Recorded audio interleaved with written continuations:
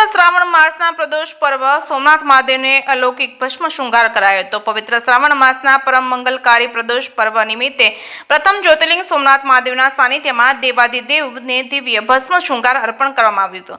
સંધ્યાકાળે શિવ ભક્ત શક્તિના આરાધના પર્વ ભોળાનાથનું અલૌકિક સ્વરૂપ ભક્તિભાવ અને આધ્યાત્મિક ઉર્જાથી ઝળહળી ઉઠ્યું હતું। સોમનાથના જ્યોતિર્લિંગ પર પવિત્ર યજ્ઞ ભસ્મનો લેપ કરવાની આ વિધિ સનાતન પરંપરાની અત્યંત પ્રાચીન અને આધ્યાત્મિક પૂજા વિધિ છે। શાસ્ત્રોક્ત દ્રષ્ટિએ ભસ્મ અને સંસારની ક્ષણભંગુરતા અને નુગણ ભાવ અને વૈરાગ્ય અને પરમ નિયમનું પ્રતીક છે અને એવી અખંડ શ્રદ્ધા છે કે ભસ્મ વિભૂષિત શિવલિંગના દર્શન માત્રથી જીવ મોહ માયાના બંધનો અને દંભમાંથી મુક્ત થઈને અંતરમાં શિવત્વ અને પરમ શાંતિની અનુભૂતિ કરે છે। આ પાવન અવસરે સોમનાથ મહાદેવને પવિત્ર યજ્ઞ ભસ્મ અને શિવ પ્રિય બિલીપત્ર અને આસોપારો તેમજ દેશી ગુલાબ ગલગોટા સંવંતરી સહિત મનમોહક પુષ્પોથી ભાવપૂર્ણ શૃંગારિત કરવામાં આવ્યા હતા। સિંગોર સાથે મહેશ વાજા, સોમનાથ।